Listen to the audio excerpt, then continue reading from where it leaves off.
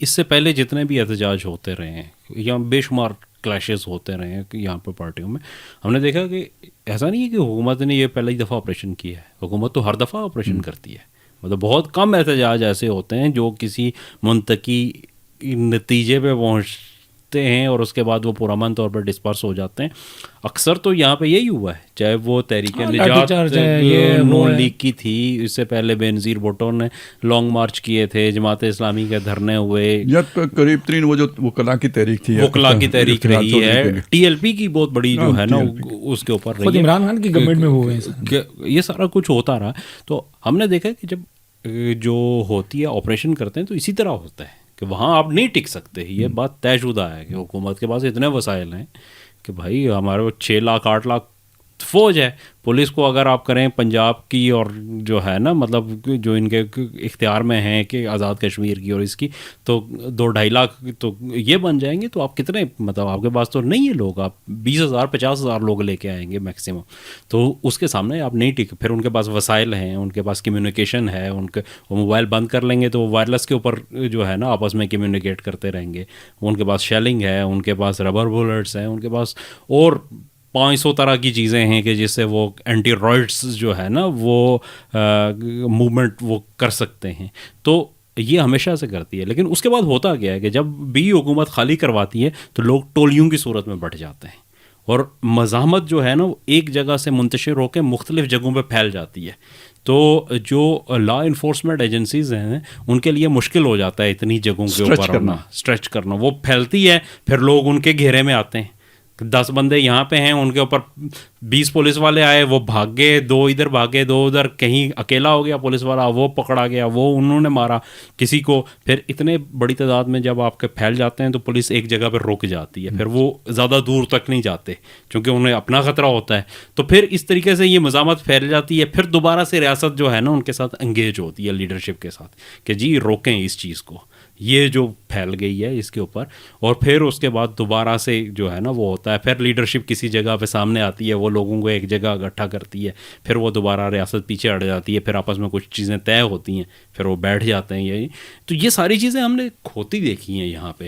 لیکن یہ پہلی دفعہ، مطلب میں آپ کو بتاؤں کہ میں نے اپنے صحافتی کیریئر میں یہ پہلی دفعہ دیکھا ہے کہ ریاست نے آپریشن کیا اور اس کے بعد سب کچھ ختم ہو گیا اور لوگ بھاگ گئے. 1.5-2 گھنٹے کا ٹائم ہے تو نہیں آدھے گھنٹے کا 30 منٹ کا 26 منٹ تو وہ جو ٹائم ہے یہ پہلی دفعہ میں نے دیکھا. بروزن بیعت کسی نے 26 منٹ کیا، کیونکہ وہ کچھ یہ تھا نا کہ 126 دن کا دھرنا تھا. اور وہ جملہ یہ کسی نے لکھا تھا کہ فوج اگر پیچھے ہو تو 126 دن کا دھرنا دیتے ہیں اور فوج اگر سامنے آ جائے تو 26 منٹ میں بھاگ جاتے ہیں. تو وہ خیر مطلب اس سے مزاح سے ہٹ کے جو ہے کہ یہ میں نے پہلی دفعہ دیکھا ہے کہ دیکھیں کوئی اعلان نہیں ہوا.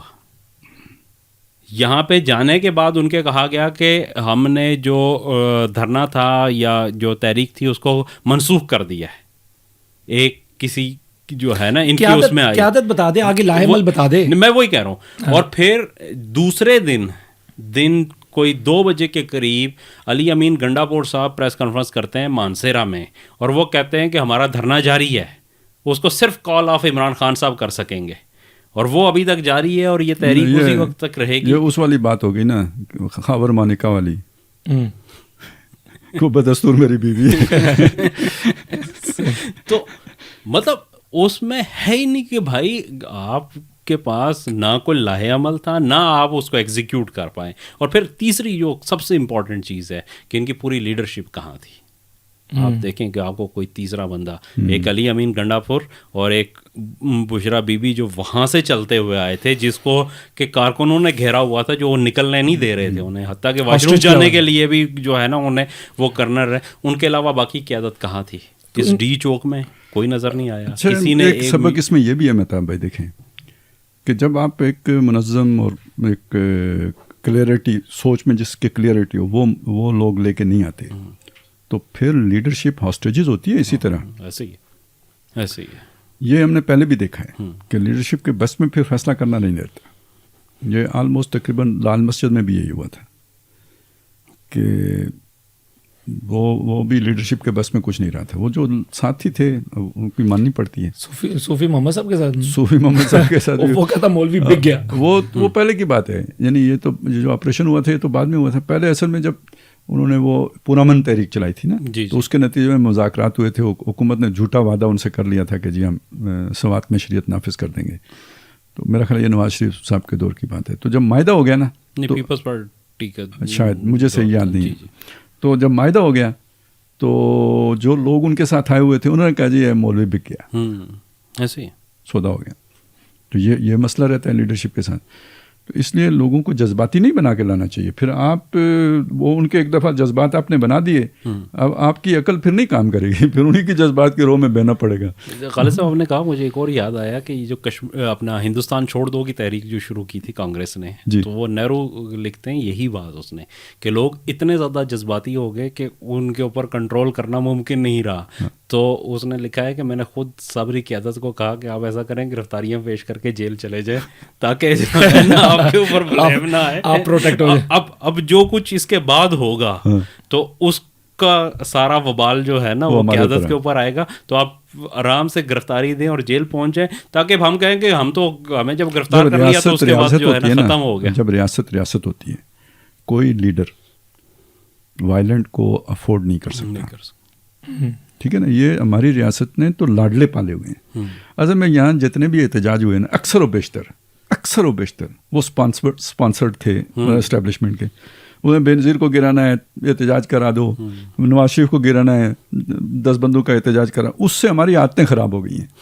خادم رضوی صاحب نے ایک دفعہ کہا تھا کہ میں 10 دیاں گا پھر سانو کن نے کیا, یہ مسئلہ ہے. ٹھیک ہے, عادتیں خراب ہو گئی ہیں. وگرنہ جب ریاست اپنی مطلب اس طرح ہوتی ہے نا, جب ریاست ہوتی ہے تو گاندھی جب قیادت کر رہا تھا تحریک ترک موالات کی, تو اس میں کوئی وائلنس ہو گیا تھا, چورا چوری ہوا, ادھر تھانے پہ حملہ ہو گیا, اس نے پوری تحریک کال آف کر دی. اس نے کہا بس تحریک ختم, اگر تم میرا حکم اوبے نہیں کر سکتے نا میں تمہیں لیڈ کرنے کے لیے تیار نہیں ہوں. یہ تو اصل میں اس نے فیس سیونگ کی تھی نا. اصل مسئلہ کیا تھا, پھنسنا اس نے تھا.